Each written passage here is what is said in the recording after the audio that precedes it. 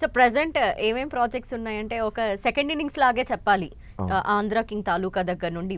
So ఈ second innings ఎలా ఉండబోతోంది, ఎలా ప్లాన్ చేశారు? ఆంధ్ర కింగ్ తర్వాత వెంటనే మనకు ధనం మూలం అని చెప్పేసి వస్తుందండి.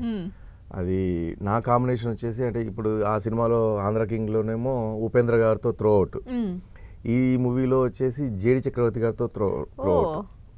సో జేడి చక్రవర్తి గారు ఎస్ఐ, నేను head constable. Throw out movie అంతా ఉంటాను, చాలా బాగుంటుంది. అట్లా ఉన్నాయి. ఇప్పుడు ఇంకొకటి ఇది సింగరేణి కార్మికుల, అంటే అంటే సింగరేణి మీద అట్లా వచ్చాయి.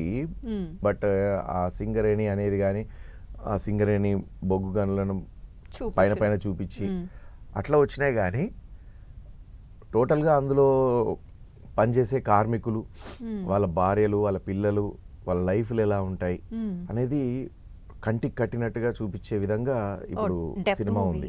చాలా డెప్త్లో ఆ సినిమా షూటింగ్ స్టార్ట్ అవుతుంది 30th.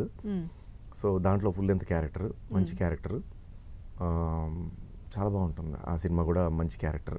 అది చెప్తూ ఉంటేనే నాకు అబ్బా భలే ఉందే నా క్యారెక్టర్, నా రోల్ బాగుంది అని చెప్పేసి మంచిగా అనిపించింది.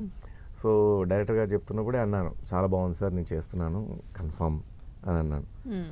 అది ఆయన కూడా లేదు, నేను అనుకున్నాను మిమ్మల్ని, మీరు మంచి నటుడు ఉన్నాడు, మిమ్మల్ని యూజ్ చేసుకునే విధానం మాకు ఇంకా ఎక్స్ప్లోర్ చేయలేదేమో మిమ్మల్ని, సో చేసేస్తాను.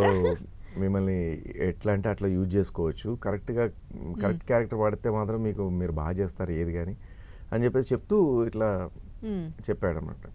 మీరు దీనికి భలే యాప్ట్ అనుకున్నాను నేను, ఎందుకంటే వాడు బయట ఒక విధంగా ఉంటాడు, మళ్ళీ ఇంట్లోకి వచ్చేసరికి ఇంకో విధంగా ఉంటాడు.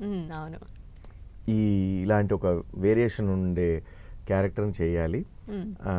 మీతో సీరియస్నెస్ నడుస్తూ ఉంటుంది, ఇంకో పక్కన కామెడీ నడుస్తుంటుంది, రెండు వేరియేషన్స్.